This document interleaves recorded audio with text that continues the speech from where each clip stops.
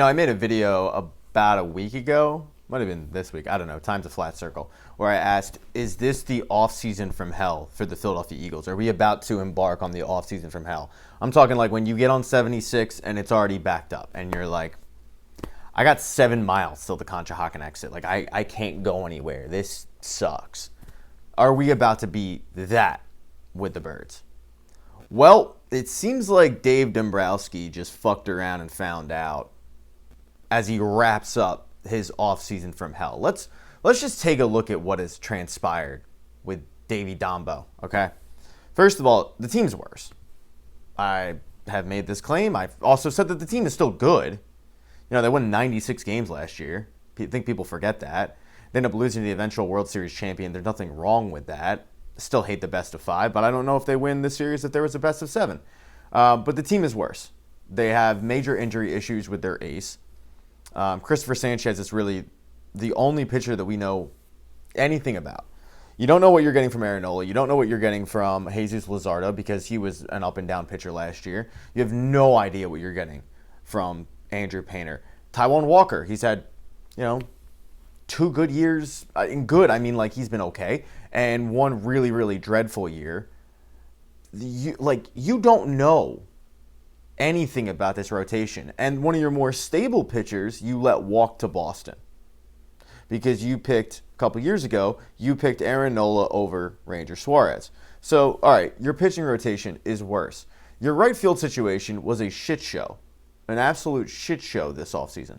You completely played your hand by telling everybody that you were trying to deal Nick Castellanos and you were either going to deal him or relieve him, which took away any leverage you had.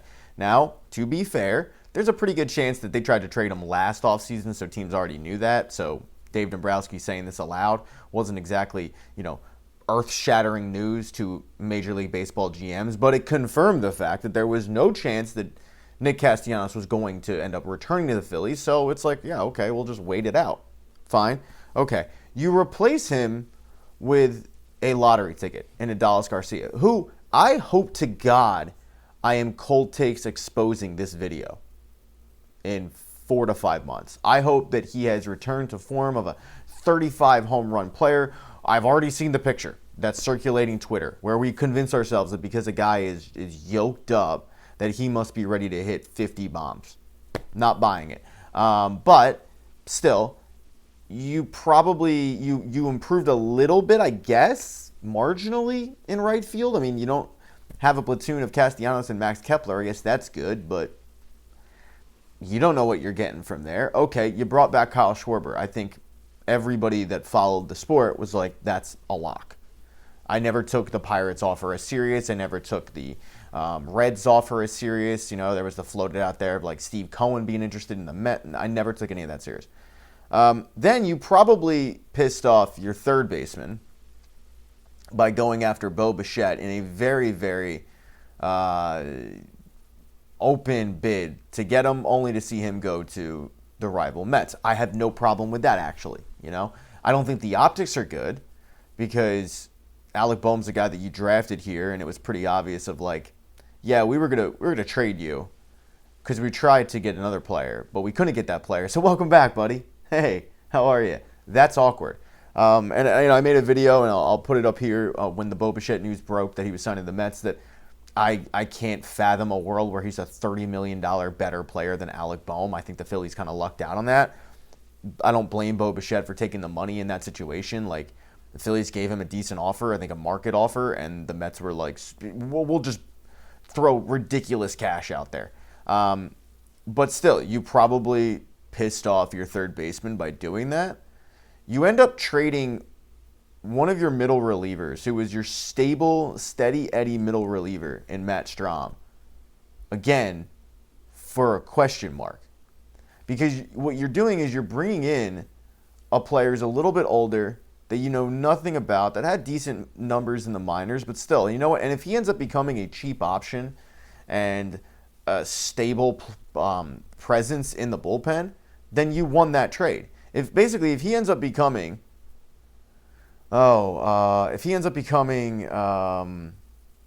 Tanner Banks, then you won that trade. But you don't know. So you usher out Matt Strahm to replace him with a guy that you don't know if he's Matt Strahm. Last year he was for the Cubs.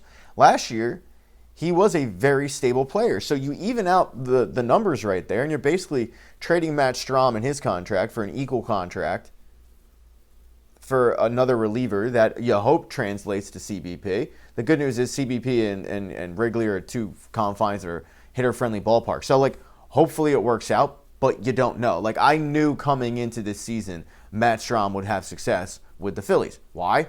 He's had success with the Phillies his entire Phillies run. Right? Barring injury, Matt Strahm was going to be one of your relievers that you were going to use in high-leverage situations, and I had faith in the guy. But you usher him out because he dared question some things regarding the organization. Okay, maybe you're trying to change the culture. I never really thought the culture was bad, but then again, I'm not in the locker room. Okay, to be fair. But you can't tell me that the bullpen got better.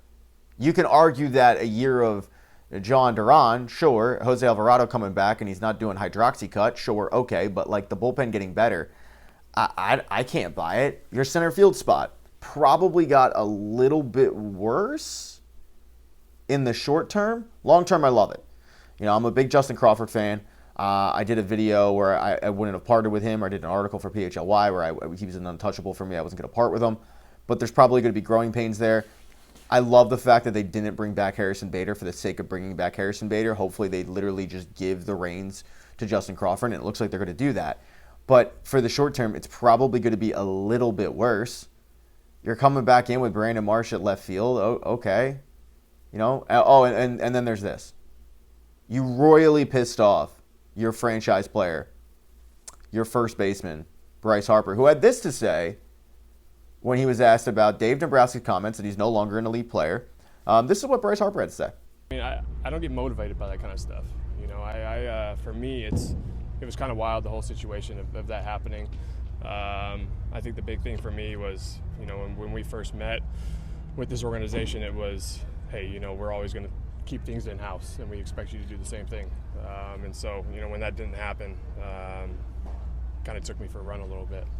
So, I don't know, you know, it's part of it, I guess. You know, it's kind of a wild situation, you know, that even happening. Obviously, I didn't have the year that I wanted. Obviously, I didn't have the postseason I wanted. My numbers weren't where they needed to be. I know that, and you know, I don't need to be motivated to be great, you know, in my career or anything else. So that's just not a motivating factor for me. You know, for Dave to come out and say those things, it's kind of wild to me still. That right there, that puts the cherry on the cake. That is great job, Dave. Now those comments, I agree with Bryce. Those comments were wild when Dave Dombrowski made them. And I don't necessarily know if he was trying to motivate Bryce. If he was, that's not the way to do it. You know, Bryce Harper has been a player that has produced for the Phillies his entire run. He's won an MVP. He's headed to Cooperstown eventually when it wraps up. He'll probably be wearing a Phillies P. He's been the ultimate team guy. And what annoys me about Dave Dombrowski's comments when he made it was like, well, it's obvious to see what's gone wrong with Bryce in Philly.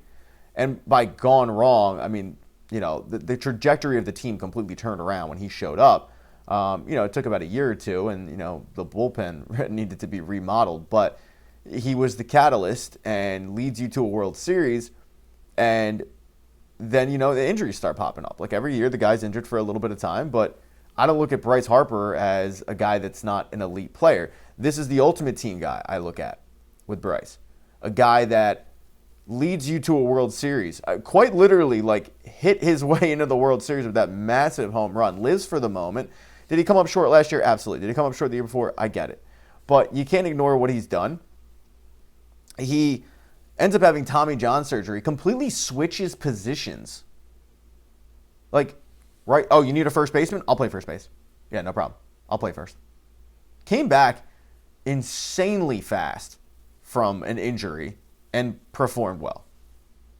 Yeah, I look at. Oh, and by the way, has routinely told the organization, hey, if you've got an interest in a first baseman, like when Pete Alonso last year was a free agent, and then he ended up going back to the Mets, if you have an interest in that guy, I'll move back to right. Like, let's make this work. So he's not a Rafael Devers where it's like, oh, you know, I'm only a third baseman. I'm not playing any other position. No, he will move around to make the team better. Remember, when he signed that $330 million contract, everybody focused on the 330. Nobody focused on the fact that it was over 13 years or something, and the AAV was $25 million, and he did that knowing full well, in about a year or two, I'm going to be underpaid, but this will be able to keep the team competitive, which it has. So you pissed off that guy, who it's not hard to figure out when you watch that video. He's annoyed. Like, he's pissed off. I don't know if the game has just gotten away from Papa Dombrowski. I know my grandfather probably, I think he has dementia. So, at times the filter goes and you just say shit. But Dave, lack of respect. Shut the fuck up, dude. Like, shut the fuck up. Stop talking. Stop doing these Zoom calls. Stop going bargain bin hunting. Oh, and by the way, they still need another pitcher. And pitchers and catchers have reported. That right there blows my mind. I talked about the rotation and how it's nothing but question marks. Sans Christopher Sanchez. They really need another pitcher in there. Like, they really, really need another starter. I don't want to do bullpen games. They're going to hand the fifth starter spot to Andrew Painter. He didn't deserve it. He didn't pitch well last year in AAA. But they don't have another option. Why? Because Davey Dombo is doing God knows what. You're willing to give Bo Bichette $28 million and you can't sign, somebody out there? I mean, because there's a bunch of them out there. There's a bunch of, major league starters out there. You can't sign any of them for, a $5 million contract, telling them we're going to give you a chance to compete for the rotation. If not, you've done it before. You kind of did it with Matt Strahm. You did it with Joe Ross last year. What are we doing? No, but he's sitting on his hands. He loves addressing the media, loves getting out there. The fucking guy isn't even the GM. He's the president of baseball ops. The GM is Preston Mattingly. It's crazy to me. This dude has had a offseason for the books, and not in a good way. Did he improve the team? Not at all. Is the team still good? Yeah, it's still good. Okay, it is. It's still good. But bringing back two guys in JT Realmuto and Kyle Schwarber and being like, well, we added a 50 home run guy, blah, blah. Stop, dude. Because those were givens. JT didn't want to leave. Everybody knew that. Bringing back Kyle Schwarber, I felt like that was a lock. Because, by the way, you bungled that one a year ago. Because in contract negotiations, the agent wanted whatever, and you were like, no, we're going to nickel and dime you. Go out there and prove it. Oh, and he had an MVP type year. So really, this has been a full year of Dave Dombrowski botching situations.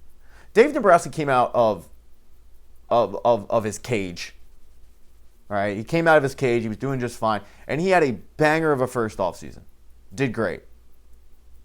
And ever since then, it's been his low-risk moves that he makes haven't really worked out. The Max Keplers of the world. Brought up Joe Ross. There's a good one that you had to release. Jordan Romano. Good one. Cool. Would have had to let Jeff Hoffman go because Jeff Hoffman demanded his release on his minor league deal if it wasn't for the guy that you shit-talked in the offseason, Bryce Harper, coming to the organization and going, this is ridiculous. I faced this guy in an inter-squad game coming back from Tommy John surgery. Why isn't he with the team? Bryce Harper's a better GM than you. So, yeah.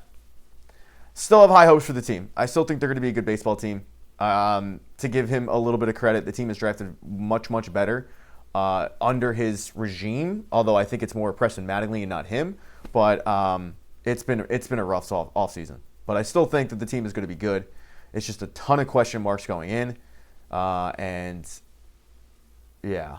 Oh, and then the World Series champs just added Kyle Tucker, and their one weakness was their bullpen, and they added one of the best closers in the game. Fuck my life.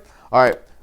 Let me know what you guys think of Dave Dombrowski's comments. Were they warranted, or are you on Team Bryce? As far as comments go, I'm only going to answer people that are channel members. So if you want to become a channel member, please do that. That would help out a ton, and it would just support the channel. Hit thumbs up if you like this. Smash that thumbs down button if you thought it sucked. Subscribing is cool. Hit subscribe. That'd be awesome. I'm going to go Phillies.